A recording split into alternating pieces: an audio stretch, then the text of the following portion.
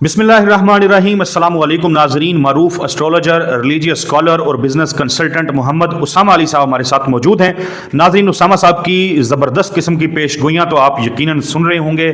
आज भी हमें जिस अहम मामले के ऊपर, बहुत अहम वीडियो है, इसके ऊपर हमें बात करनी है। नरेंद्र मोदी पाकिस्तान से शिकस्त खाने के बाद पहले हमने देखा कि बीकानेर में उसने तकरीर की और आज गुजरात के अंदर जाके तकरीर की है। गुजरात के कसाई के नाम से मोदी इसलिए मशहूर है क्योंकि उसने मुसलमानों का कत्लेआम वहां पे करवाया था। आज गुजरात में अपने शहर में जाकर उसने जब तकरीर की है तो पाकिस्तान की अवाम को बगावत पे उकसाने की कोशिश की है और कहा है कि पाकिस्तान की अवाम खसूसन नौजवानों को आगे आना होगा। सुख चैन की जिंदगी जियो, रोटी खाओ, मजे करो, वरना वो कहते हैं कि मेरी गोली खाओगे। तो एक तो ये बड़ा हैरानकुन है कि एक मुल्क का वज़ीर आज़म दूसरे मुल्क की अवाम को डायरेक्ट गोली की धमकी दे रहा है। पूरी दुनिया इस चीज़ की गवाह है कि भारत को शर्म आमेज जो शिकस्त है उसका सामना करना पड़ा। भारत के कुछ वफूद अमेरिका में गए हुए हैं, कुछ मशरक़ वुस्ता में गए हुए हैं, दुनिया को बताने कि जी हम जंग हारे नहीं हैं, जीते हैं, या जो जो प्रोपोगेंडा वो करना चाहते हैं। सवाल मेरा यह है कि क्या यह तासुर ठीक है कि मोदी जंग में शिकस्त खाने के बाद अपनी आवाम को बेवकूफ़ बनाते अब मुहिम जो है, अपनी पॉपुलैरिटी जो है वो दोबारा रीगेन करना चाहता है? ये जो अवाम को इस किस्म की धमकी देना है, इसके मकसद क्या है? क्या वो दोबारा जंग का सोच रहा है? मोदी के सितारे, मोदी के जायचे क्या बता रहे हैं? क्या मंजरनामा जो है वो आगे बनने जा रहा है? उसामा साहब से इसी मामले के ऊपर हमने गुफ्तगू करनी है। उसामा साहब, आपने मेरा सर सवाल सुन लिया है। अस्सलाम वालेकुम, कैसे हैं आप? जी वालेकुम अस्सलाम, मैं खैरियत से हूँ। बिस्मिल्लाहिर्रहमानिर्रहीम, अल्हम्दुलिल्लाहि रब्बिल आलमीन, अल्लाहुम्मा सल्लि अला मुहम्मद व आले मुहम्मद।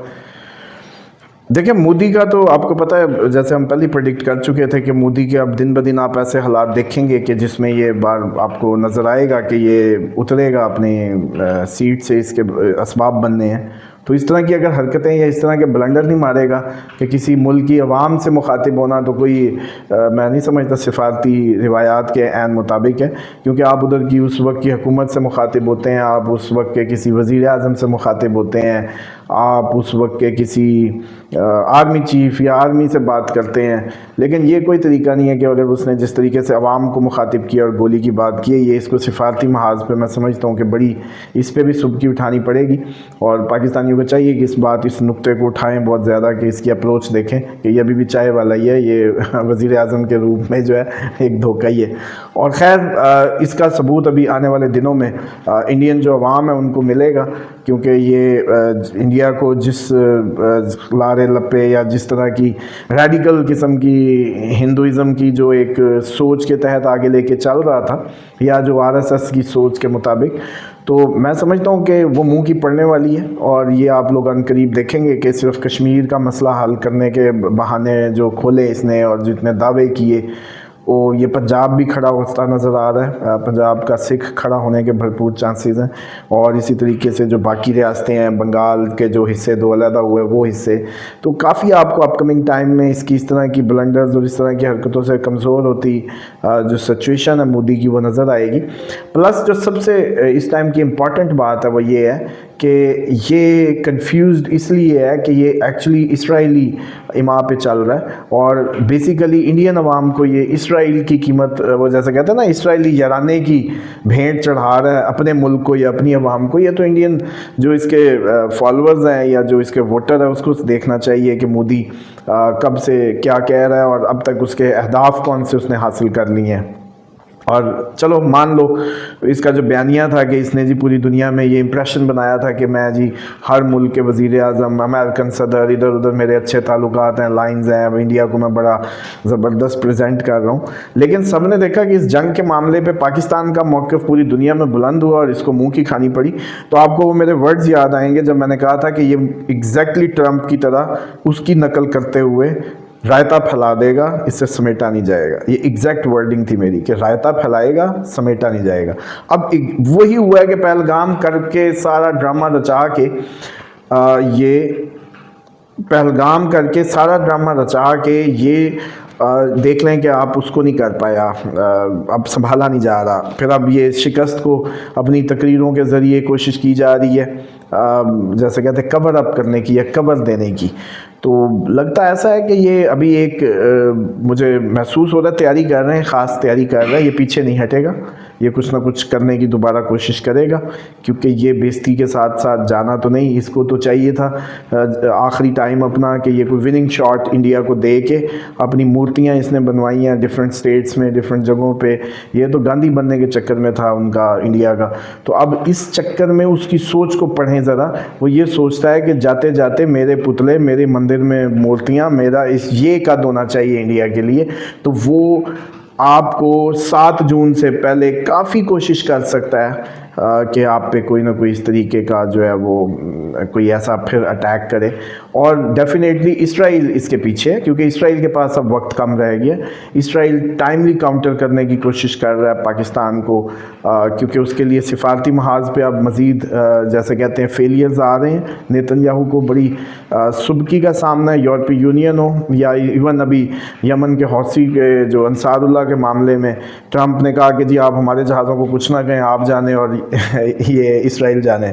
तो ट्रंप भी आप देखें रायता फैलाने के बाद यमन से चुप करके भागा, यूक्रेन से डिस्टेंस हुआ, 50% टैरिफ की कहानी करके यूरोप से भी डिस्टेंस कर रहा है। आप देखते जाएं जो जो महाज कभी अमेरिका ने खुलवाए थे बैकिंग पे, आज उन सब से भाग रहा है वापस। तो ये एग्जैक्ट मोदी की कॉपी हो रही है। उसामा साहब, एक तरफ तो चले मोदी जो है वो जिस किस्म के क्लेम्स कर रहा है, ट्रंप का भी आपने तज़किरा किया। डोनाल्ड ट्रंप जो है वो बार बार कह रहा है कि जंग बंदी मैंने करवाई, सीज फायर मेरे कहने पे हुआ। मोदी ने जो गुजरात में तकरीर की है वहां दोबारा मोदी बोला और मोदी ने क्लेम ये किया कि परचम सफेद जो है, सफेद झंडा लहराया गया पाकिस्तान की तरफ से, फिर ये जंगबंदी हुई। मोदी कहता है कि पाकिस्तान ने राब्ता किया जंगबंदी के लिए, जबकि सफेद झंडा लहराने के जो वाज़ेह सबूत पूरी दुनिया दिखा चुकी है, इंटरनेशनल मीडिया रिपोर्ट कर चुका है, वो ये है कि मोदी की भारतीय फौज उसकी जानिब से झंडे जो हैं वो मल्टीपल वीडियोस हैं जब पाकिस्तान मकबूजा कश्मीर में घुसा और ये चौकियां छोड़ के भागे तो झंडे इन्होंने लहराए। मोदी लेकिन कह रहा है कि सफेद झंडा पाकिस्तान ने लहराया और डोनाल्ड ट्रंप का जो रोल था उसको नहीं मान रहा। देखिए, इसमें सिंपल सा एक असूल है, वो जैसे कहते हैं ये तो हमारी पुराने बाबों की किसी गांव की परे पंचायत भी एक कट्टी निकाल सकती है कि 26 अटैक हमने करके अमन का झंडा अगर हमने लहरा दिया तो बस ठीक है। कितना अच्छा है कि आखिरी अटैक हमारा साबित है, बेशक एक अटैक साबित है वो हमारा साबित है, उसका नहीं। तो फिर कितना अच्छा है कि वो 26 जगह छोड़ दें, हम कहते हैं आखिरी हमला हमने किया और हमने अमन का झंडा लहरा दिया, तो बस ठीक है। अगर इस बात से ही दुनिया को ये जस्टिफाई करता है तो बिल्कुल ठीक है। सिचुएशन सब समझ जाएंगे कि भाई आपने तो हमले दर का जवाब हमले से देना होता है, ना कि कोई हमला करके आखिरी आपको परचम दिखा दे तो आप मान जाएंगे। और ट्रंप ठीक कह रहे हैं, बल्कि ये बाहर की भी आपको पता है इंटरनेशनली भी कॉन्टैक्ट हो रहे होते हैं चीज़ें, तो वो बताते हैं बाहर के लोग भी कि ये इस सतह पे जो बाहरी मुल्क की जो हाई कमांड्स हैं उनमें भी यही खबरें थी कि ट्रंप को इन्होंने कहा, ट्रंप ने ज़रूर बीच बचाव कराया जब उन्होंने कहा कि पाकिस्तान के पास कोई ऑप्शन नहीं है, वो आपको जैसे कहते हैं ना कि बिल्कुल तबाह कर देगा।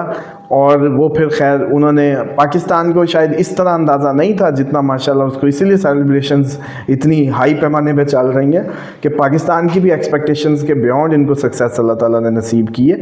और जो एक जंगी महारत या एक कम्पिटिटिव एज कह लें, वो इनके लिए ख़ुद भी हैरान कुन था। असल तो आपको पता है कि जब तोल हो रहे होते हैं, जब तक मैदान में उतरते नहीं पता चलता। उसामा साहब, मोदी के हवाले से आपने एक तो कहा था कि इसकी वज़ारत उज़्मा को खतरा है, दूसरा आपने ये भी प्रेडिक्ट किया था कि भारत में बड़े पैमाने पे हंगामे शुरू हो सकते हैं। एक तो हंगामों के हवाले से भी सवाल का जवाब दे दें, और दूसरा भारतीय मीडिया अब बांग्लादेश के पीछे पड़ गया है और ये खबरें चलाई जा रही हैं झूठी कि वहां पे फौज टेक ओवर करने जा रही है, मोहम्मद यूनुस को हटाने जा रही है, वगैरह वगैरह कई किस्म की बातें की जा रही हैं।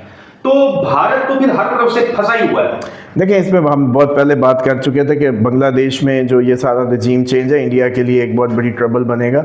और चाइना ने पूरा प्रॉपरली, चाइना ने अगर ये कह दिया ना कि वो पाकिस्तान की जंग चाइना की जंग है, तो बस समझ लें कि बांग्लादेश इस टाइम चाइना के बिल्कुल अंडर इन्फ्लुएंस में था। फ़ौरन जब आपको पता है कोई भी हुकूमत आती है ख़ुसूसन इस तरह के किसी इनकलाबी माहौल में, तो उसको कोई बड़ी पावर्स की सपोर्ट चाहिए होती है। तो चाइना ने वो भरपूर अपनी सपोर्ट बांग्लादेश को दे दी। और वो मैं समझता हूँ कि अब आप उसके ही नज़ारे देखेंगे अपकमिंग टाइम्स में भी कि इधर से लद्दाख, उधर से कश्मीर, उधर से बांग्लादेश, हर तरफ से इंडिया जो है प्रॉपर घिर गया।